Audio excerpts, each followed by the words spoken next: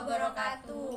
Saya Eva Alisa Nora Jamilah, NPM 719700189. Saya Askura Dimes Parihin Diva, NPM 719720168. Saya Anisatul Fadila, NPM 719720181. Kami dari kelompok 6 ingin mempresentasikan tentang materi cahaya. Pertama-tama, kita akan membahas tentang apa itu cahaya. Apa yang kalian bayangkan ketika mendengar kata cahaya? Mungkin ada yang teringat dengan lampu, bisa juga matahari. Apapun itu, pada dasarnya cahaya memiliki peran yang sangat penting dalam kehidupan kita. Tanpa cahaya, kita tidak mampu melakukan aktivitas. Artinya, akan sulit bagi kita untuk melihat sesuatu. Pada bidang fisika, cahaya adalah radiasi elektromagnetik baik dengan panjang gelombang kasat mata maupun yang tidak. Cahaya merupakan tenaga berbentuk gelombang yang dapat membantu kita melihat. Menurut KBBI, cahaya adalah sinar atau terang dari sesuatu yang bersinar seperti matahari, bulan, lampu, yang memungkinkan mata menangkap bayangan benda-benda di sekitarnya. Setelah kalian tahu tentang apa itu cahaya dan manfaatnya, kita juga harus tahu tentang sifat-sifat cahaya. Baiklah, selanjutnya kita akan membahas tentang sifat-sifat dari cahaya. Perhatikan gambar berikut. Apa yang kalian bayangkan tentang gambar tersebut?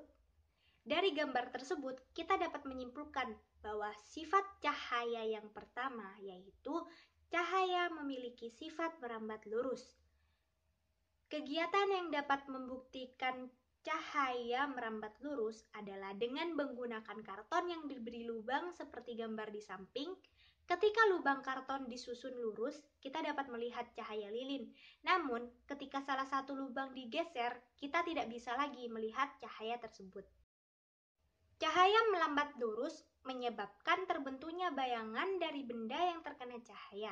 Sifat cahaya yang selalu merambat lurus ini dimanfaatkan manusia pada pembuatan senter dan lampu kendaraan. Nah, yang nomor 2, cahaya memiliki sifat yaitu menembus benda bening. Pada sifat ini, cahaya akan menembus benda-benda bening. Jika cahaya mengenai benda yang gelap, tidak akan menembus tapi membentuk bayangan. Sebagai contoh, cahaya akan terlihat saat menerawangkan plastik, gelas, atau benda bening lainnya ke arah sinar lampu. Cahaya matahari bisa masuk ke dalam rumah lewat kaca jendela yang bening. Dengan sifat ini banyak dimanfaatkan orang untuk membuat kacamata, teleskop, atau kaca pembesar. Cahaya mudah menembus benda bening tetapi sukar menembus benda berwarna atau benda gelap. Sifat cahaya yang ketiga yaitu cahaya dapat dipantulkan. Cahaya bisa dipantulkan pada sebuah benda yang permukaan datar dan rata terkena cahaya. Kemudian, cahaya yang mengenai benda akan dipantulkan. Pada sifat ini dibedakan menjadi 2, yaitu pemantulan baur dan pemantulan teratur. Pemantulan teratur, pemantulan pada permukaan objek atau benda, pantulan yang rata seperti pada cermin, sehingga sinar pantul sejajar dan teratur. Pada pemantulan baur terjadi jika cahaya mengenai permukaan yang tidak rata dan bergelombang, sehingga arah pantulan tidak beratur. Sementara pemantulan teratur terjadi saat mengenai permukaan yang rata dan licin, sehingga arah pantulan tidak beraturan. Manfaat sifat pemantulan cahaya dapat dilihat dari cara kerja cermin yang menghasilkan bayangan yang digunakan manusia untuk bercermin, seperti pada gambar. Sifat cahaya yang keempat yaitu cahaya dapat dibiaskan. Pembiasan adalah pembelokan arah rambat cahaya saat melewati 2 medium yang berbeda kerapatannya. Pembiasan cahaya dimanfaatkan manusia dalam pembuatan berbagai alat optik. Pembiasan cahaya menyebabkan terjadinya beberapa peristiwa dalam kehidupan sehari-hari yang diuraikan sebagai berikut. Gambar pertama, dasar air yang jernih kelihatan lebih dangkal dari yang sebenarnya. pada gambar kedua, yaitu pensil atau benda lurus lainnya yang diletakkan pada gelas yang berisi air akan terlihat patah atau bengkok. Gambar yang ketiga ialah ikan di akuarium kelihatan lebih besar. Sifat cahaya yang selanjutnya akan dijelaskan oleh pemateri selanjutnya. Saya akan melanjutkan materi sifat-sifat cahaya yang kelima. Cahaya dapat diuraikan. Istilah lain dari cahaya ialah dispersi cahaya. Contoh peristiwa dispersi cahaya yang terjadi secara alami adalah peristiwa terbentuknya pelangi. Pelangi biasanya muncul setelah hujan turun. Pelangi terdiri dari beberapa warna, yaitu Magicu Hibiniu. Sebenarnya, warna-warna tersebut berasal dari satu warna saja, yaitu warna putih, dari cahaya matahari. Namun, karena cahaya matahari tersebut dibiaskan oleh titik air hujan, akibatnya cahaya putih diuraikan menjadi beberapa macam warna, sehingga terjadilah warna-warna indah pelangi. Peristiwa penguraian cahaya putih menjadi berbagai warna disebut dispersi cahaya.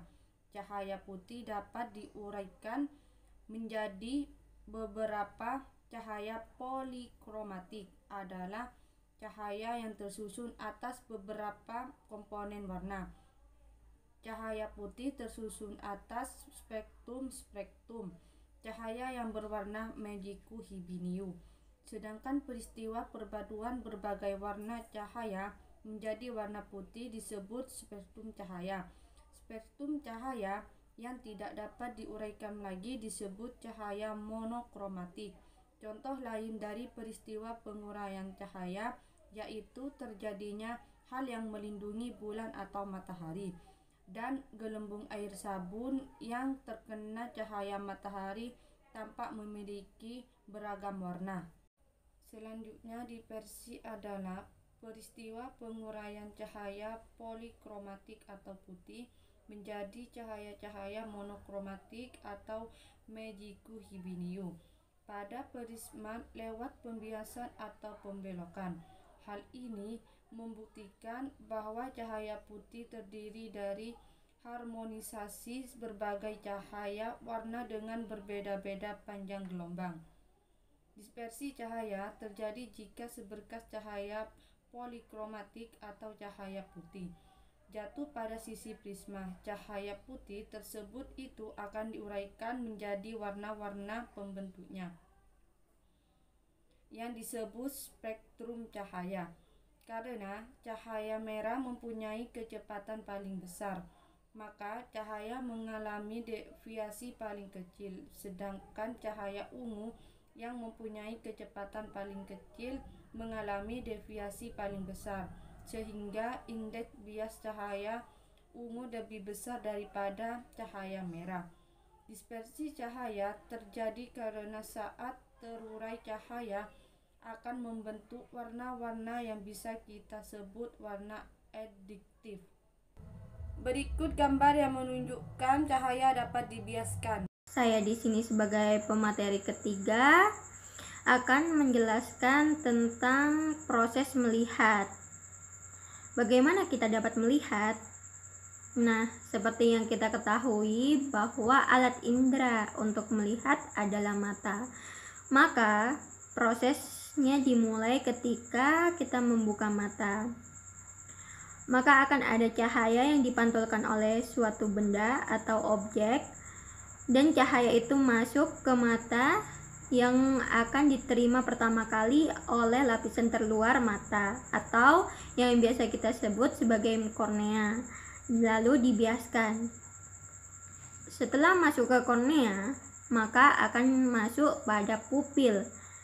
Lalu cahaya tersebut akan difokuskan oleh lensa mata tepat pada retina, yaitu di belakang mata.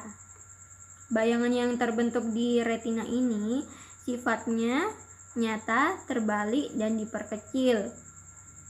Selanjutnya, cahaya yang ada pada retina diubah menjadi sinyal listrik yang dibawa oleh saraf optik menuju ke otak. Setelah sampai otak, maka akan diterjemahkan oleh otak menjadi benda yang tegak atau benda yang dapat dipahami. Sekian presentasi dari kelompok kami. Kurang lebihnya mohon maaf. Wassalamualaikum warahmatullahi wabarakatuh.